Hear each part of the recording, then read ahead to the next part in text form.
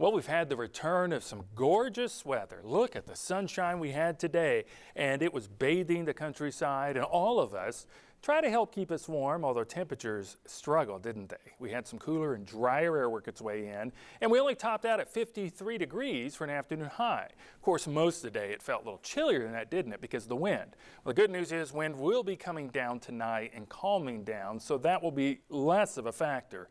But our temperatures are going to be dropping as well. We were 39 degrees to start, but we'll probably get lower than that by midnight and beat it. By the morning, though, on Monday, we should be down below freezing, which is below normal for this time of the year. But our afternoon high will get back up to average, or at least close to it, Monday afternoon. So our warming trend will ensue, and we'll end up being back into the 70s before you know it. No records expected, though, and no precipitation, at least in the immediate future. We do have almost a ½ inch surplus for the month thus far. But by Friday, that's when we'll notice perhaps some rain come in. Freezing temperatures will start Monday morning with some frost, too. So protect any tender plants you may have outside if you don't want to risk losing them.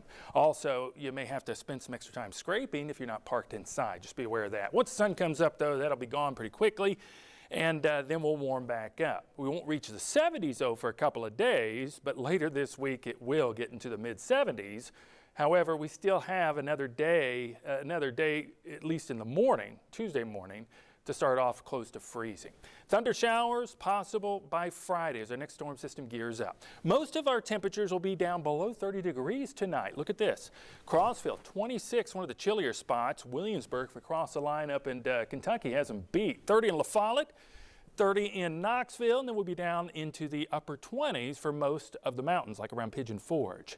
This time of the year, though, we can have some pretty wide fluctuations, and that's what's going to happen with our lows. Good news is we're going to have our lows come out of the freezing territory for quite a while, and then it looks as though it could, over the next 10 days, drop back down to at least close to freezing again. Just be aware of that. This time of the year it can still happen regardless if spring is starting in just a little over a week. 59 degrees in La Follette will be afternoon high. Beautiful day once we get over the chilliness in the morning. Most of our numbers will get up to near 60 degrees like Spring City and Pigeon Forge, just a degree shy.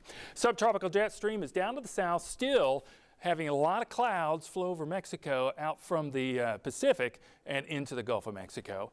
But it's staying far enough south at the moment that we're getting some drier air punch in, and we're not expecting any rain for a little while. High pressure is going to be building in. Next storm system is going to materialize in the Pacific Northwest and drop in, but that won't be till the end of the week.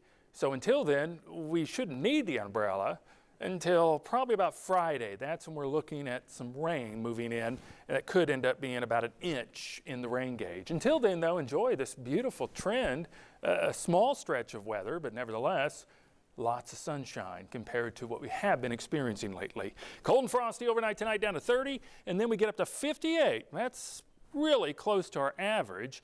And then afterwards, our numbers just soar. We're going to have plenty of sunshine Tuesday, some passing clouds late Tuesday night into Wednesday.